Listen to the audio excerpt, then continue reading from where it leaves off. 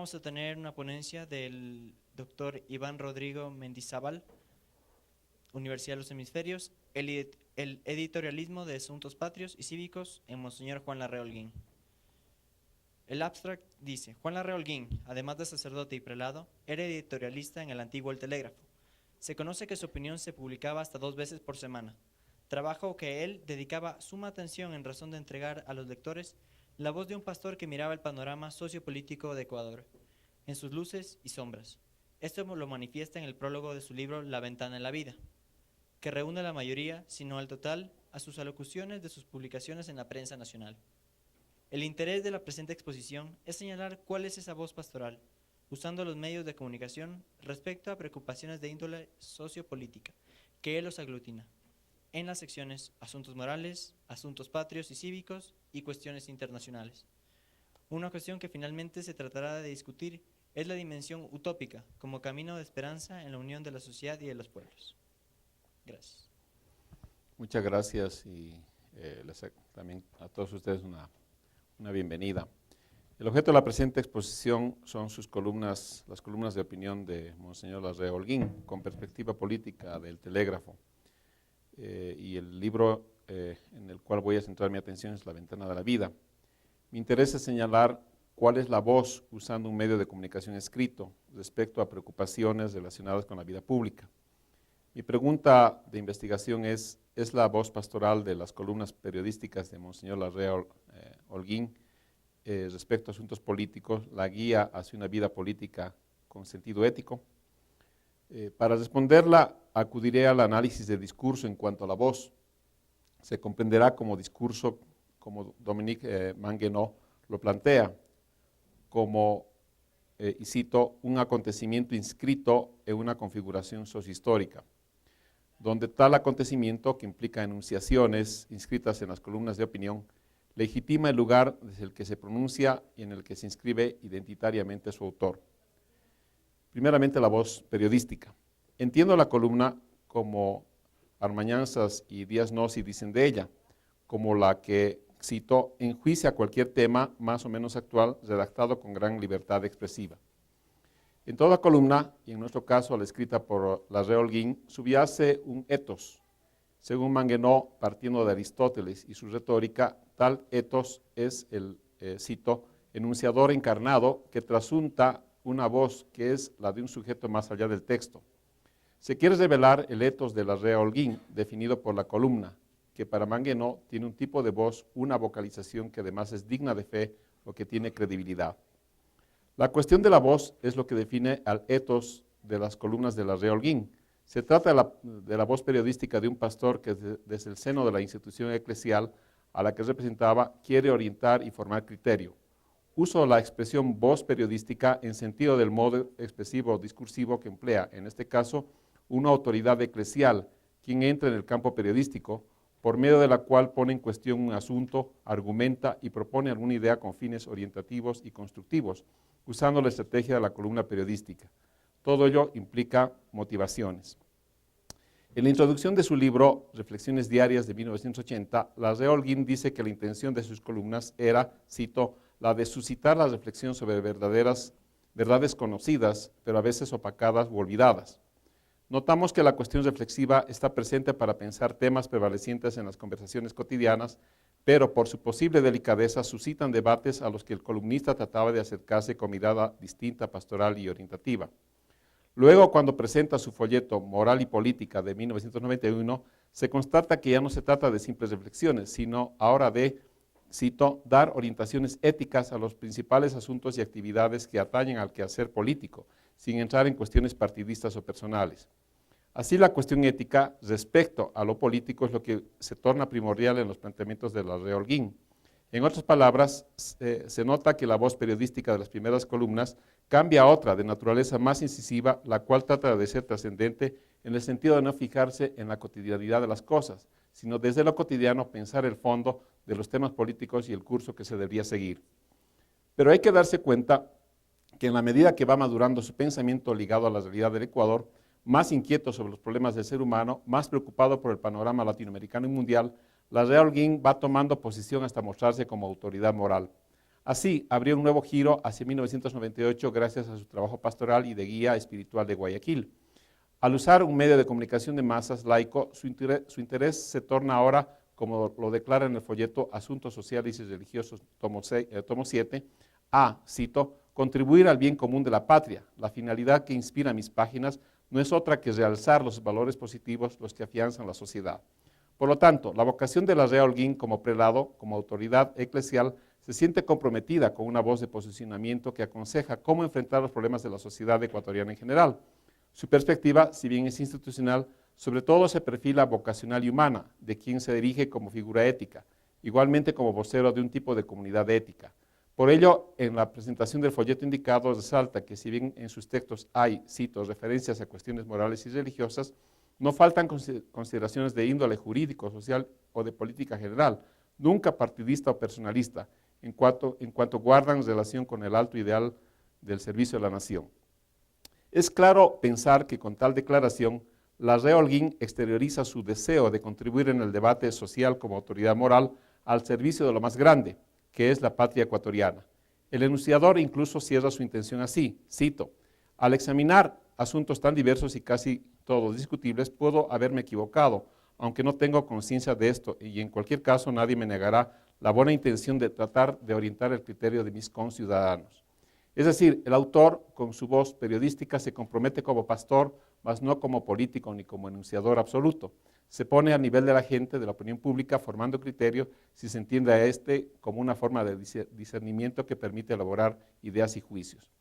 Vemos que la Rea Holguín se despliega como un etos, con un perfil que apela a su credibilidad de autoridad moral, o como ya dije, tomando las palabras de Manguenó, con una voz que se reconoce digna de fe.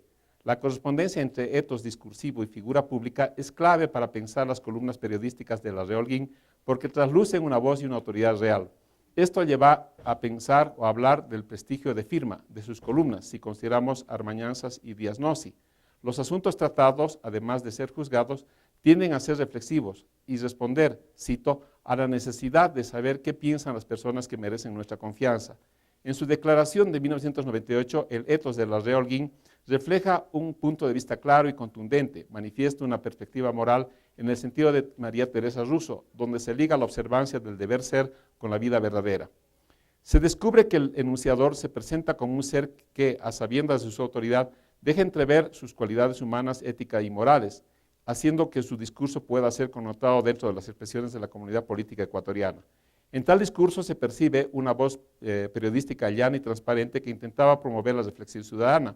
Cuando enuncia problemas sociales y políticas en dirección de unir los altos intereses de la nación con la vocación ciudadana, está traduciendo la voluntad de vinculación del etos que ve la realidad con los intereses de la comunidad que esperan de él una voz autorizada. En este punto es importante darse cuenta del lugar donde la columna se inscribe y se pronuncia, es decir, un lugar discursivo o, como dice Manguenó, una escena de enunciación. Hasta acá se tendría entonces tres cuestiones esbozadas: A, el etos; B, la voz periodística; y C, el lugar discursivo. Empero, ¿cuál sería el tono prevaleciente? Se puede afirmar, considerando las explicaciones de la Rea Holguín en sus libros periodísticos, que prevalece antes que la corporalidad o la imagen del prelado, un etos que articula su subjetividad con el discurso propiamente dicho.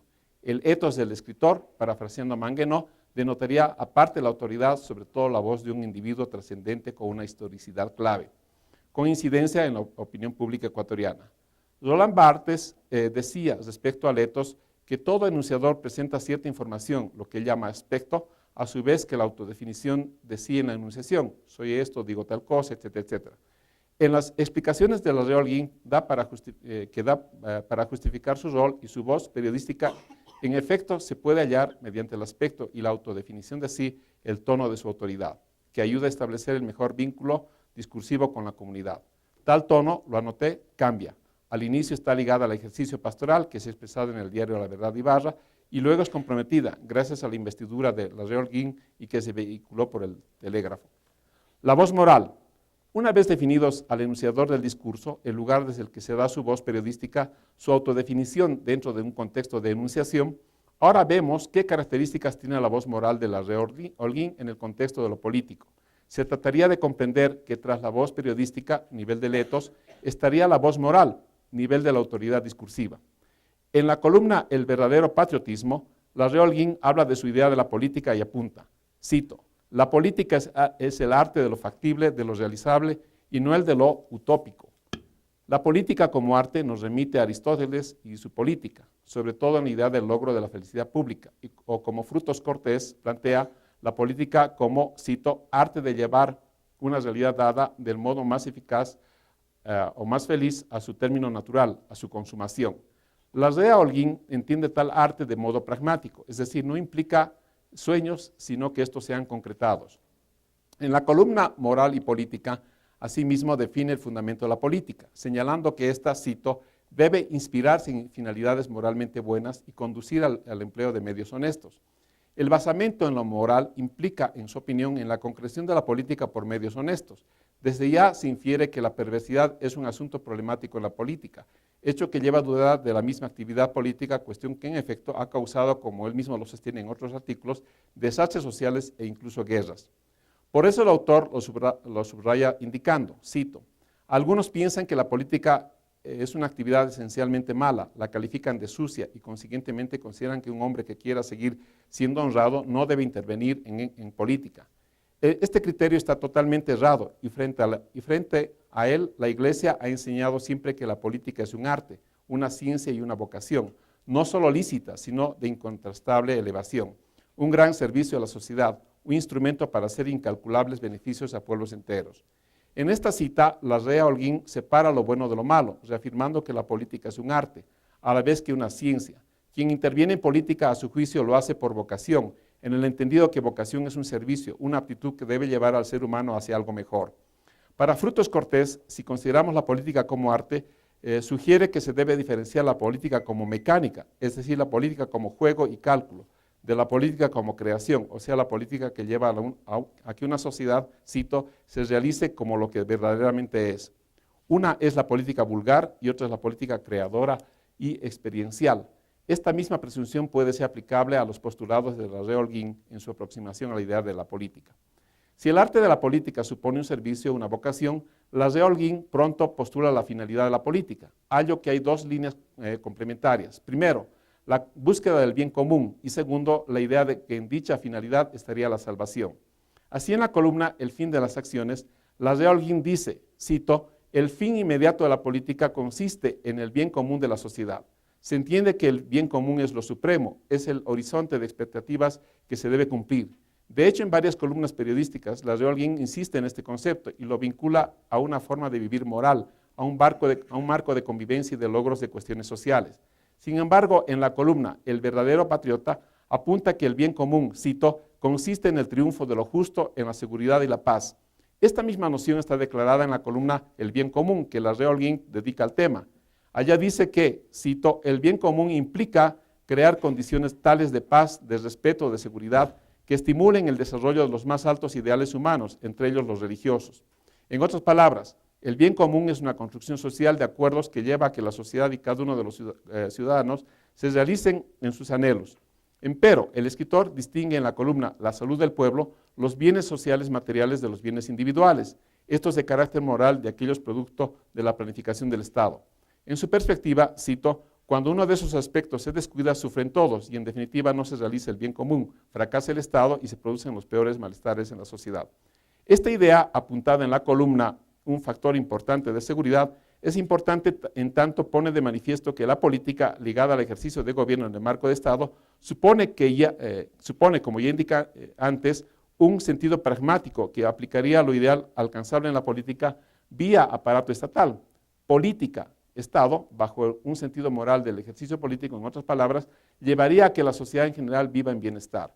Esto mismo está manifiesto en el bien común, donde se lee, cito, que el bien común debe ser la meta de toda actividad política. Esta tiene que favorecer un conjunto de circunstancias que permitan a los ciudadanos alcanzar su fin último. Ahora bien, creo que se puede decir que si hay una acción orientada a fines de la política, también se constata en Larrea Holguín que tal acción implica una meta suprema. En la columna La salud del pueblo, el autor plantea la consecución del bien común general implica el cumplimiento de los supremos anhelos de la nación.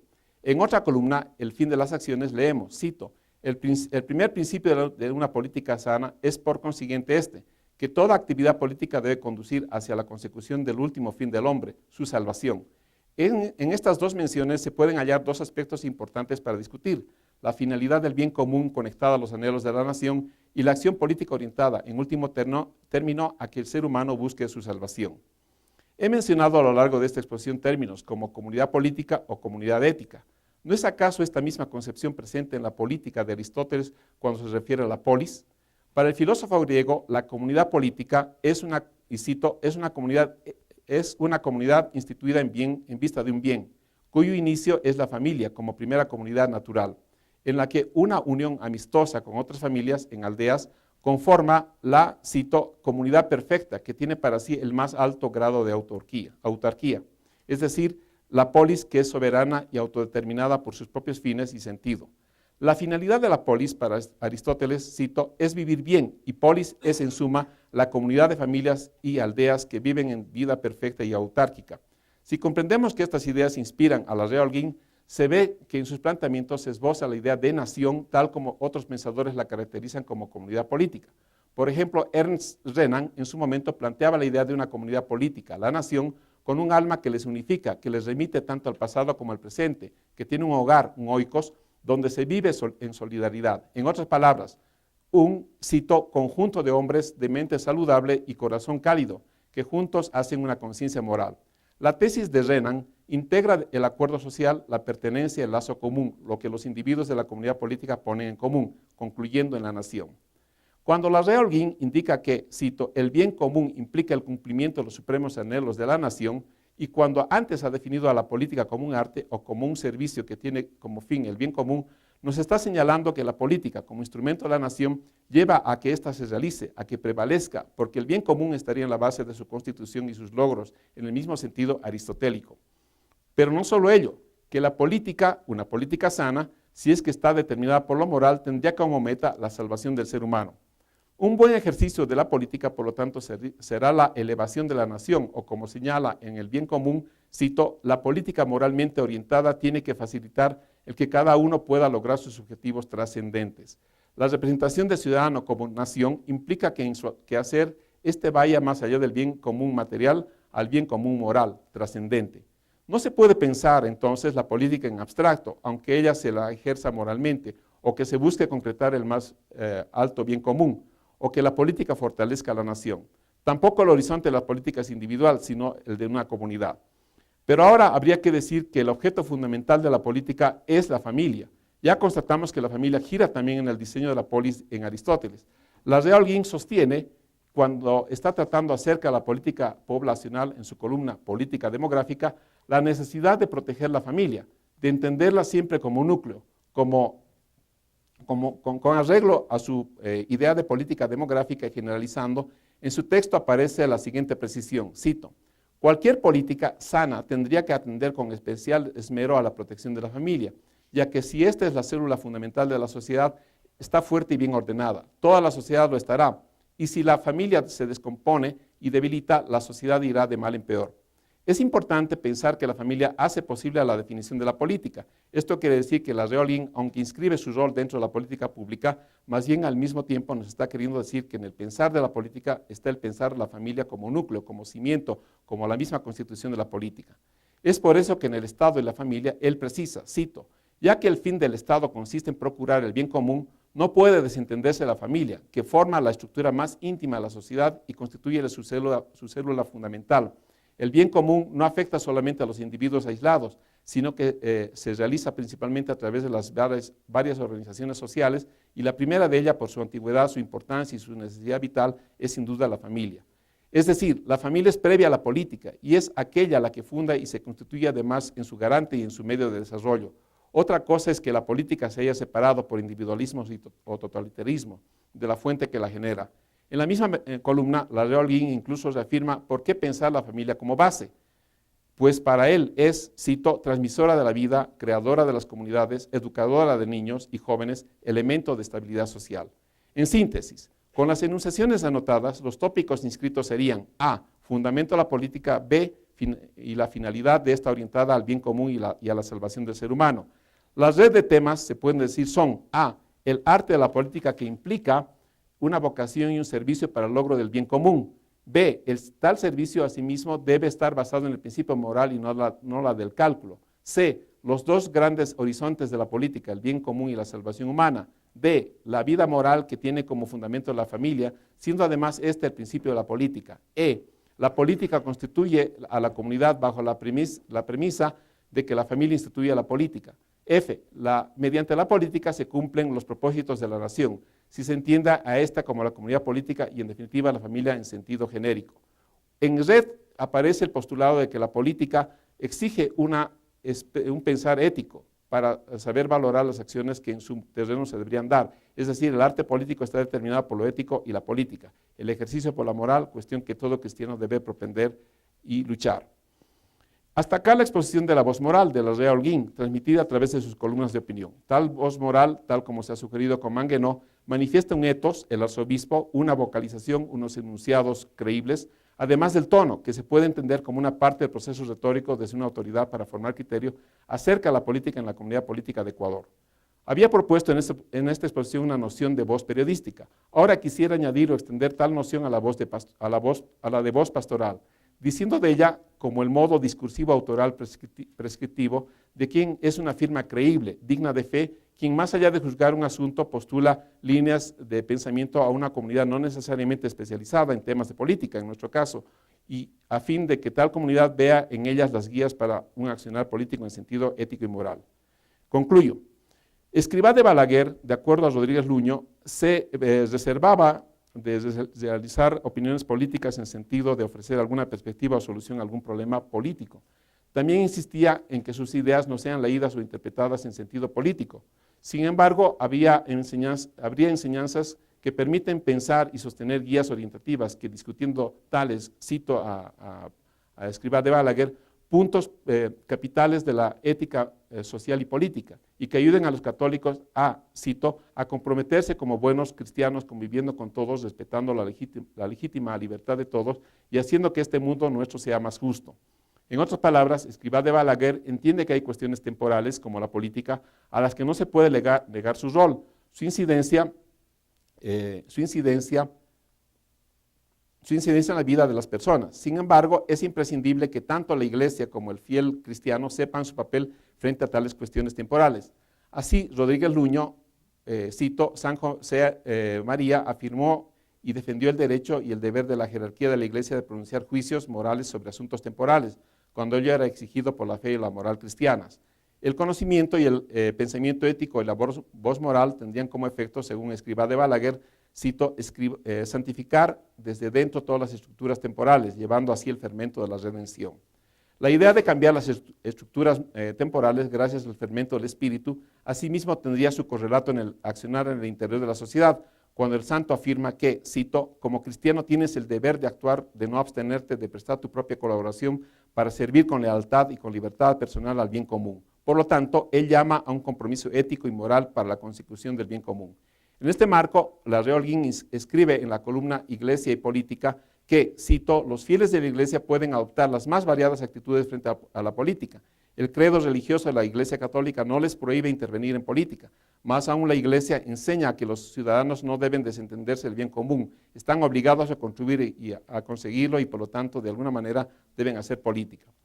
El escritor y prelado advierte y señala la libertad que tiene todo laico para seguir alguna línea política, aunque en otro párrafo del mismo texto anota que, cito, un católico no puede mantener principios o acciones políticas contrarias a su fe o sus principios morales. La libertad de adscribirse al ejercicio político implica observar los principios de fe y los morales, cuestión que pone al cristiano en el terreno de la responsabilidad, tal como se lee en el párrafo de la citada columna.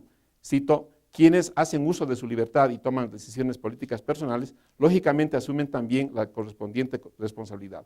Libertad, principios, responsabilidad y moralidad son los ejes que todo ciudadano cristiano debe considerar a la hora de intervenir en la política, pero sobre todo, tomando en cuenta lo planteado al inicio de este párrafo, la observancia de que un acto consciente tendrá como finalidad el bien común, en el mismo sentido que lo planteara San José María Escrivá de Balaguer.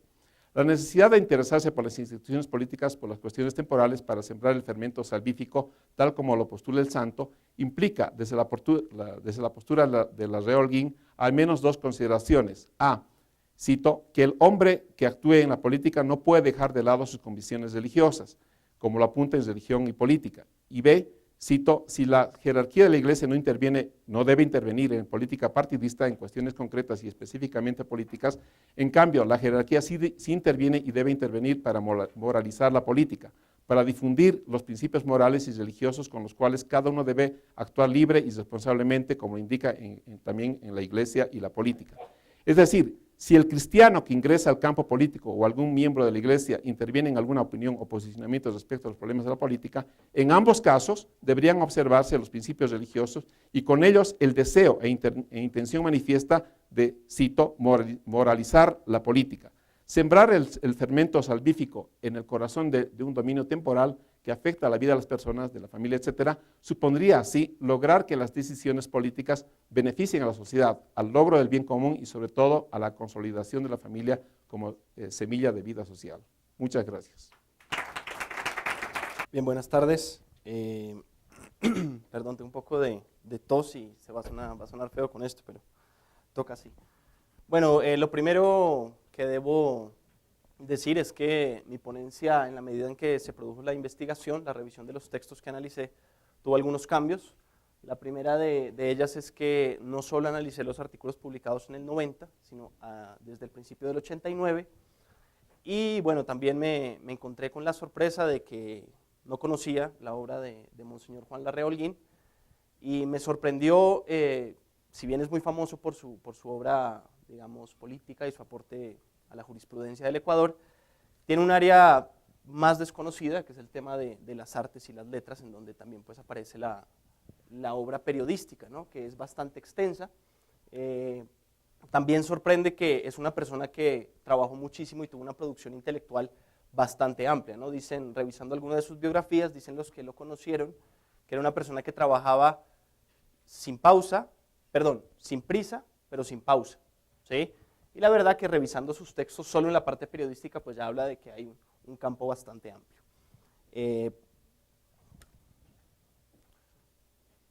Bien, entonces un poco la propuesta que tengo con esta breve revisión de los textos, que es una primera entrada que seguramente requerirá a posteriori una profundización. Lo que me propongo es revisar al autor a la luz de la teoría tradicional de los géneros periodísticos, intentando aproximarme al fondo del discurso generado por el autor a través de los textos analizados en el corpus y en el marco de la coyuntura de la época. Vale mencionar también que en algún momento me pareció un poco injusto quizás analizar a los textos de Monseñor Juan Larrea a la luz de la teoría de los géneros, porque él no era un periodista, ¿sí? Pero pues a la larga era la única manera que podría establecer un diálogo, una entrada desde mi experticia y pues desde el campo que me interesa. Monseñor Juan Larrea Holguín fue un reconocido jurista, además de su valiosa misión pastoral, reconocida. En otros ámbitos, vale destacar su producción artística y literaria, en la que se identifica una extensa obra de cuadros, pinturas, libros y artículos. La producción artística de Monseñor Juan Larrea Holguín representa un campo que requiere un estudio más acabado, como apunta Juan Carlos Riofrío. En efecto, este es uno también con su obra pictórica, artística, que va a ser tratada por el rector en otra ponencia, demuestra que hay un vacío en este campo, ¿no? Tenemos un corpus de textos y de producción artística que requiere una atención. Entre su obra literaria, al margen de su amplio trabajo en el marco de la jurisprudencia, se destacan 33 artículos enmarcados en el tema moral y política, publicados en el diario El Telégrafo durante el año 89 y 90. Vale apuntar que para la época el decano de la prensa nacional, como se le conoce al Telégrafo, era un medio privado cuyos lectores se agrupaban principalmente en la ciudad de Guayaquil. Asimismo, el periódico constituía una voz ciudadana, independiente, de posturas críticas frente a la realidad política y social. Hago esta distinción teniendo en cuenta que el Telégrafo en la actualidad, a partir del año 2008, pertenece a los medios públicos del Estado y tiene no solo ideológicamente, sino también en términos de estilo periodístico, otra estructuración, ¿no? El corpus de análisis está entonces compuesto por 33 artículos publicados entre el año 89 y el año 90. Algunos de los títulos que voy a abordar van desde, cito algunos de los títulos: Moral y política, el fin de las acciones, el bien común, conflicto de fidelidades, juramento de cumplir la Constitución, un abuso incalificable, el Estado y la familia, política demográfica en el Ecuador, la educación, sentido cristiano de la fiesta, respeto a la vida humana, la salud del pueblo, contribuir a la paz del mundo, los bienes económicos, evasión de impuestos, qué hacer con los indígenas hacia una gran utopía universal, etcétera. Quizás todos ellos se enmarcan en estos temas de interés general y muy ligados al bien común, que tiene que ver con la política, la moral, las leyes, la realidad social, la educación y por supuesto aspectos religiosos, como bien citaba Iván en su paper. El argumento categórico de Monseñor Juan Larrea Holguín apunta hacia eso, ¿no? hacia la moralidad desde un punto de vista obviamente cristiano. Bien, ahí están los textos. Entonces, me propuse establecer algunas de las categorías desde las cuales leí los textos, ¿sí? Para encontrar con sorpresa que muchas de las, imagino por lo que leo, pues que era un hombre, fue un gran lector, era una persona que estaba en constante preparación y que estaba muy ilustrado en muchos temas, que seguramente conocía algo del periodismo y su estructura, porque sus textos están muy alineados a lo que plantea la teoría de los géneros, ¿no?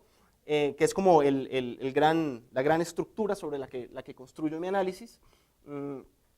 La realidad y el contexto también me parece importante. Yo creo que el periodismo de opinión apunta justamente a complejizar la coyuntura en un país y en este caso también en la región. En su segunda etapa del año 90, sus columnas están muy enfocadas también hacia la realidad latinoamericana, no solo en la realidad nacional. Me interesa también la categoría del lugar de enunciación, que en el periodismo de opinión puede resultar una obviedad, porque en el caso de los artículos de opinión siempre van firmados, pero a la larga el lugar de la enunciación también apunta hacia lo que tratamos de entender como la objetividad en el periodismo, que es un contrato que se establece entre el lector, que sabe quién le está diciendo algo y desde dónde lo dice. Y finalmente, parece una redundancia al hablar de periodismo, pero la función social es inseparable del periodismo y, pues en efecto, una persona desde el lugar desde el que hablaba, pues va a estar muy ligada a esta categoría de la función social. Bien, quizás la estructura más importante que utilizo es la teoría de la hibridación de géneros, de Javier Díaz Nossi, que sostiene, la pongo en diálogo un poco con la teoría que se elaboró en la Universidad de La Sabana, donde hice mi pregrado, y encuentro que son muy similares. Los géneros periodísticos están divididos en dos grandes grupos, en el caso de la categorización que hace Díaz Nossi, en tres grupos, pero fundamentalmente hay unos géneros informativos y unos géneros interpretativos. Por excelencia en los informativos, la noticia, que es lo que más hacen los diarios, lo que más hace la prensa, y en un segundo peldaño aparecen los géneros interpretativos, ¿sí? Ahí encontramos el reportaje, la crónica. Por otra parte, en los interpretativos, en efecto, sí hay lo que Stuart Hall va a denominar una interiorización del mundo, ¿cierto? El periodista relata desde el mundo, un cronista o alguien que hace reportajes o alguien que hace artículos de opinión, relata desde la primera persona, por lo tanto, hace parte de ese mundo. Bien, algunos de los elementos estilísticos en las columnas de Juan Larrea Holguín y que hacen parte de la teoría tradicional de los géneros, identifican entre ellos al estilo personal, que básicamente hace referencia al uso de las formas, al lenguaje, el estilo ad hoc, que apunta a la situación del redactor frente a determinada realidad, el estilo grupal o colectivo, que está condicionado por factores como la raza, el género, la profesión, la formación, el estilo contextual, representado por las características propias del lenguaje, asociadas a un contexto particular, el estilo funcional, que quizás es uno de los que más llama la atención en la obra de Juan Larrea Holguín, que está asociado a la misión social, que pretende posicionar al redactor mediante una postura frente a la realidad, y por último, el estilo del medio de comunicación, definido básicamente por las políticas ideológicas del medio y también por el manual de estilo y de redacción. Este estilo, el narrativo, es importante, lo conversábamos con Iván, pero quizás nos han puesto en este grupo de arte y literatura, porque a la larga los géneros interpretativos en el periodismo se nutren más de la literatura que de la realidad, o no sé si más o menos, pero se nutren también de la literatura, ¿sí? Entonces, creo que esas fronteras muchas veces se diluyen, ¿no?, en este tipo de géneros. algunas de las características de la estructura propia del artículo. Inicialmente había establecido el título de mi ponencia como el editorial en Juan Larrea Holguín, pero el editorial en efecto no lo escribe una persona en un medio de comunicación, sino que lo escriben varias personas o quizás una, pero representa la voz del medio y no la voz de la persona que firma la columna. Entonces, la estructura como tal de los textos que encontré, que analicé, son propiamente columnas, ¿sí? Como mencionaba, Stuart Hall afirma que la interpretación, en términos del reflejo de la realidad, representa la interiorización del mundo por parte del sujeto que la relata.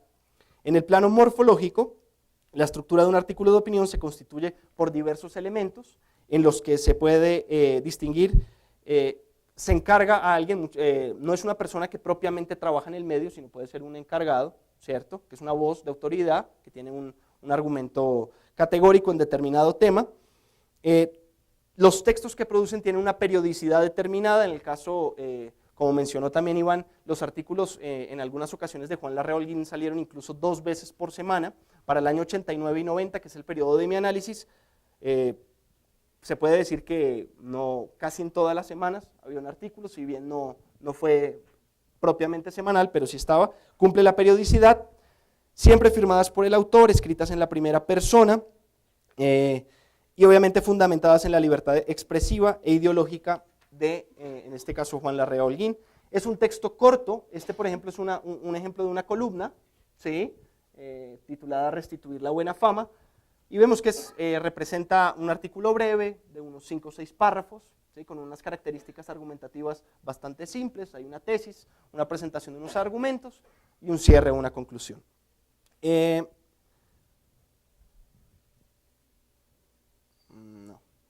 Todavía no, pero bien. La extensión es moderada, de fácil lectura, tiene una ubicación y una periodicidad fija, y quizás asociado al gran bagaje cultural que tenía Monseñor Juan Larrea Holguín, se evidencia que hay una gran cultura, una gran capacidad de análisis, ¿sí? Suficiente para exponer con claridad y belleza las ideas. Vale apuntar también que en una de sus biografías se menciona que era un asiduo lector y que su biblioteca personal tenía más de 1500 ejemplares. Los lenguajes de la columna son simples, si bien muchas veces puede ir de un lenguaje un poco más culto hacia lo popular, pero por su misión pastoral se evidencia un lenguaje simple, sencillo, ¿cierto?, que va hacia el gran público. Se observan también figuras literarias, recursos retóricos, adjetivos, ¿sí? Los géneros interpretativos apuntan a esto, ¿cierto?, a que el periodista o el escritor en este caso se empape de la realidad y apunte a tomar un juicio, no sé si de valor, pero sí que tome una postura, ¿sí?, sobre incluso algún tipo de contraste, ¿sí?, un matiz.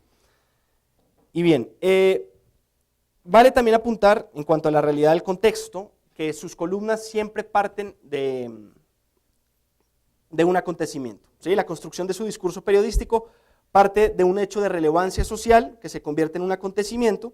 Tras este acontecimiento viene la interpretación que elabora el discurso periodístico, que a su vez pretende detonar un cambio social. Lo vamos a ver, por ejemplo, en una columna que tiene sobre los médicos, que le apunta, hace una crítica a la labor que hacen los médicos en el país, en Ecuador, en aquella época, y en una columna más adelante, posterior, evidencia que hubo un cambio, es decir, que su discurso detonó un cambio en ese acontecimiento inicial de la realidad social. Se ha mencionado también anteriormente que el acontecimiento es el punto de partida de los artículos de opinión, un hecho de relevancia social, y esta premisa pues se cumple en la mayoría de los textos de Monseñor Larrea Holguín. Por ejemplo, se apunta que en el marco de la coyuntura ecuatoriana del año 89 se había desatado un debate en torno a la población indígena. En abril de aquel año se adjudicaron 6.000 hectáreas en las riberas del río Napo a nombre de las comunidades guaraníes. Producto de ello, se generaron protestas y levantamientos indígenas en la Sierra Norte y Centro, siendo quizás la más recordada la toma pacífica de la iglesia de Santo Domingo. Respondiendo a la coyuntura, Monseñor Larrea Holguín publica un artículo en el diario El Telégrafo titulado ¿Qué hacer con los indígenas?, uno de los que me llamó más la atención. En el mismo, el sacerdote plantea en la entrada del escrito la disputa y el apasionamiento que ha generado el tema en el país, y pues el desarrollo de la columna evidencia un compromiso cristiano, como en todos sus artículos, por el hecho en cuanto se aportan argumentos de los que el lector puede echar mano para su orientación. Algunos autores han mencionado que la función del periodismo, del buen periodismo, es hacer más libre la elección de los ciudadanos frente a determinados temas. Su postura, fiel a sus convicciones, no cae en la imposición, pero tampoco en el sesgo. Creo que esa es una buena frase que resume su trabajo. Ahí está la carta también del pastor a los comerciantes. Si se dan cuenta,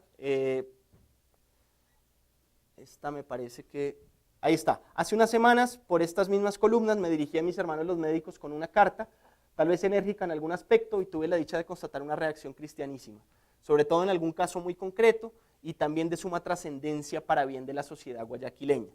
Esto confirma entonces lo que veníamos planteando. Hay un acontecimiento, hay un hecho social, viene la interpretación por parte de los medios a través de esta columna de opinión y detona un cambio, ¿sí? A eso apunta el periodismo en cierta medida. Bien, pasamos al lugar de la enunciación. Asumir a los géneros de opinión como la interpretación de las realidades humanas supone pensar que la relación entre el periodista y el mundo y sus hechos es estrecha.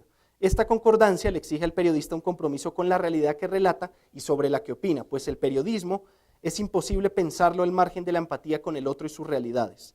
No se puede perder de vista que el periodista trabaja con personas y realidades humanas, pues como anota Kapuczynski, los otros son los que nos dirigen, nos dan sus opiniones, interpretan para nosotros el mundo que intentamos comprender y describir. En la estricta forma de la escritura, cuando el redactor se enfrenta al oficio, se identifican como condicionantes el modo y la modalidad de la enunciación, representadas como, primero, la posición del periodista o escritor frente al lector, a manera de modus enunciativo, y la posición del periodista-escritor frente al contenido del enunciado, a lo que se le denomina modalidad enunciativa. El lugar de la enunciación en el periodismo surge del acuerdo que establece el redactor con su público, en el que transparenta desde dónde y con qué posturas argumenta y opina sobre la realidad. Uno podría pensar que si uno lee una columna que pertenece a un pastor con jerarquía en la iglesia, ¿sí?, que ya está de antemano establecido el lugar de la enunciación, pero muchas veces no es así, ¿sí? El lugar de la enunciación no necesariamente tiene que hacerse de manera explícita, pero sí debe quedar de alguna manera firmado ese consenso entre el espectador, entre el lector en este caso, y quien produce el texto. Bien, en el caso del artículo, uno de los que analizo, que es ¿qué hacer con los indígenas?, vale anotar que el lugar de enunciación del autor es presentado a los lectores al término del primer párrafo, declarando que procuraré exponer algunos principios sin entrar en cuestiones técnicas que no son de competencia de un pastor, ¿sí? Es bastante honesto, ¿sí? Y deja claro cuál es su lugar de la enunciación, desde dónde nos va a hablar, ¿cierto? Incluso descartando argumentos de orden técnico, ¿sí?, y dándole prevalencia a lo que es su discurso marcado desde la actividad pastoral. Esta postura presenta una visión cristiana y moral sobre dicha problemática. La función social en el periodismo. Gabriel García Márquez apuntaba que el periodismo debería buscar ser la voz de los sin voz. Desde esa misma vertiente, Silvia Cobo anota que el periodismo debe proporcionar al ciudadano las herramientas necesarias para interpretar la realidad, agregando que una ciudadanía mal informada nunca será libre y sin gente libre no hay democracia. La razón del periodismo es inseparable de su compromiso con la realidad social, siendo los periodistas y articulistas quienes interpretan la realidad social para que la gente pueda entenderla, adaptarse a ella y modificarla.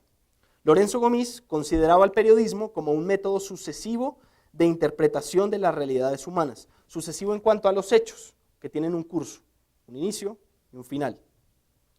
Para desgracia de la profesión, se suele identificar al periodista como el profesional de la información y poco más. Estas son entonces quizás los cuatro artículos más relevantes en términos de la función social, si bien la obra de Monseñor Larraholguín va a estar marcada por la doctrina social de la Iglesia y va a tener en efecto un tono bastante humano y que apunta justamente a resarcir este tipo de elementos. Esta, por ejemplo, me sorprendió, me llamó mucho la atención, titulada Justicia y Equidad en América. El párrafo que voy a leer a continuación no es el primero, ¿sí? Es más o menos el tercero de esta columna, y dice: no se puede condenar a una nación a vivir enclaustrada, lejos del mar y sin salida al comercio internacional por vías oceánicas, por haber sufrido unas derrotas militares en un momento de su historia. El caso de Bolivia clama al cielo y no podemos ver impávidos que la gran injusticia cometida con ese país perdure ilimitadamente. No cabe tener al Ecuador alejado del Amazonas, descubierto y evangelizado por sus hijos, por haber sufrido un revés frente a fuerzas armadas muy superiores. Este constituye otro de los problemas americanos que deben resolverse con sentido realista, con respeto de la justicia y mirando al porvenir de los pueblos que no toleran indefinidamente situaciones contrarias. En efecto, se puede observar primero que la diversidad temática hacia el año 90, en el final de sus columnas, fue de lo local hacia lo regional. Como se puede observar, pues hay una clara alusión al caso boliviano, en su disputa por una salida al mar, en este caso con Chile, y en efecto también se observa que hay una serie de figuras retóricas que aportan o que pretenden de alguna manera contextualizarlo, en este caso en la realidad ecuatoriana. En efecto, también me parece que la columna tiene justamente esta virtud de aportar una visión, ¿sí? Sin necesariamente caer en la imposición, ¿no?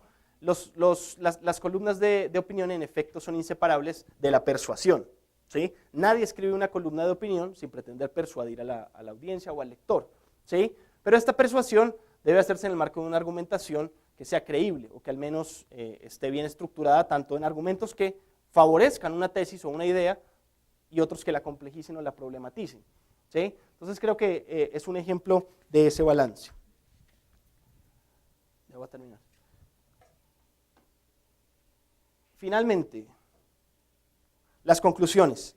Las conclusiones las voy a hacer sobre dos cuadros de Monseñor Larrea Holguín, como preámbulo de lo que será la conferencia después del rector en torno a su actividad pictórica.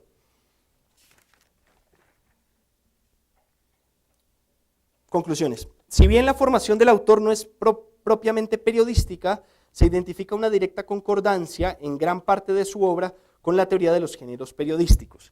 En cuanto al estilo, se aprecian las características personales, ad hoc, funcionales y colectivas, mediante una fidelidad absoluta a sus convicciones sin caer en la imposición o el sesgo. El fondo del discurso de los artículos periodísticos de Monseñor Juan Larrea Holguín representan una guía pastoral a la opinión pública ecuatoriana en cuanto aportaban argumentos mediante la búsqueda y la transmisión de la verdad. Perdón. Es preciso y necesario ahondar la investigación de la obra periodística de Monseñor Juan Larrea Holguín, toda vez que los estudios al respecto son aún escasos. Eso es. Muchas gracias. Queremos agradecer a Juan David Bernal por su intervención y ya se abre el espacio para las preguntas de los dos ponentes. No, primero felicitarles a los dos, he estado encantado con la exposición, realmente muchísimas gracias por también el trabajo que han hecho. Segundo, el tema de la visión política de Monseñor Larrea Holguín es un tema difícil, sin duda. Hemos conversado ya con Iván Rodrigo muchísimo el tema. Simplemente resaltar ahí un tema. A veces es difícil deslindar qué es lo político de lo jurídico y de las opiniones más técnicas y lo que es moral también, ¿no? No es fácil porque también estas cosas tienen varias definiciones. Y me parece que es muy ejemplificativo la vida de Monseñor Larrea, especialmente cuando se hace sacerdote, ¿no? Antes de ser sacerdote, pues pertenecía a un partido político, estaba realmente convencido de todas sus ideas políticas e incluso la anécdota que se suele contar es que era tan amigo de todo el mundo que hasta los del partido contrario pues le pidieron que haga los estatutos. Pasa a ser sacerdote y en tema de política ya no se mete en las soluciones concretas de cómo se hacen todas las cosas, es distinta la actitud, más bien plantea, como justamente Iván Rodrigo mencionó, unas soluciones más generales, ¿no? Dejando a que todo el mundo decida las cosas más concretas. Y me gustaron muchísimo las citas que hace Iván Rodrigo al final de su exposición, donde efectivamente cita a San José María y decía, no, hay que dejar, y sobre todo le corresponde al clero dejar que todo el mundo tenga libertad en sus ideas políticas, ¿no? Me parece que en eso también Monseñor Larrea fue clarísimo. Por último, un tema que efectivamente es más espinoso, es el tema jurídico. Era un gran jurista, alma de jurista, escribía como jurista muchas veces, quizás con menos literatura, pero bueno, efectivamente, muy técnico. Pero justamente hay gente que mezcla las leyes con la política. Él tenía soluciones técnicas jurídicas y efectivamente, y no políticas, ya quizás decía esto jurídicamente es un poco mejor y todo esto. A veces es difícil definir esto, pero quería resaltar simplemente esta idea, quizás más como comentario, ya perdonarán, porque efectivamente fue un grande y dejó mucha huella y quería mostrar el punto de inflexión cuando se ordenó sacerdote. Listo, eso era, y felicitarlos nuevamente. Te agradezco más bien por el comentario, y para mí en realidad elaborar este texto y en realidad discutir los textos de Larrea Holguín me parecieron interesantes y muy ricos. También parto del mismo principio que Juan David en su momento planteó, ¿no? De que somos desconocedores de una obra que para muchos es simplemente jurídica y se acabó. Y obviamente es un desafío entender el tema de lo político, ¿no? En Juan Larrea Holguín, en el sentido de más bien no jurídico, sino en el sentido más bien de un hombre que está ligado a una voz pastoral, como quería demostrar. Y un poco me preguntaba ahí, pues él es un hombre público en Guayaquil, y creo que esa figura de hombre público es importante, porque no es lo mismo un jurista que un hombre público que además dice ciertas cosas que una comunidad política espera oír. Y tú sabes bien que en Guayaquil la gente es muy fiel a la voz de la iglesia, aquí en Ecuador, de hecho en mi país también, o sea, no es lo mismo que el presidente hable que también lo diga el presidente de la conferencia episcopal o lo diga el arzobispo, ¿no? Entonces ya prácticamente se marcaron los puntos, pero muchas veces mucha gente confunde que esa voz es política, y no lo es, ¿no? Y yo creo que la voz moral es la más importante antes que la voz política en sí misma, ¿no? Y ese es el desafío que yo creo que hay que trabajar. Y siento que, un poco revisando incluso bibliografía, todos los estudios que hay son más bien sobre el aspecto jurídico, todos, o sea, y a la hora de hacer esto prácticamente siento que nos falta, y creo que es un reto para la academia comenzar a entender esta faceta de la visión, digamos así, periodística, entre comillas, de una persona que tiene una voz autoral, un autor que tiene más bien convicciones más éticas, ¿no? Entonces esto me parece importante, y yo creo que este es el reto que, no sé, ahí está, ¿no? Ahora, en el momento de elaborar este texto, una cosa que Juan David también lo recalcó, mira, son 5 tomos de libros de periodismo, o sea, de columnas periodísticas, y lo decía Joaquín el otro, bueno, esta tarde, Joaquín, que es importante, ¿no? Una cosa es escribir en difícil para una comunidad que hablen, obviamente, en ese lenguaje, que podrían ser los juristas, los abogados, incluso los politólogos, para decir otro caso, y otra cosa para escribir para la gente común y silvestre que lee el periódico y que naturalmente hay que traducirlo con palabras muy sencillas. Entonces, esta traducción de un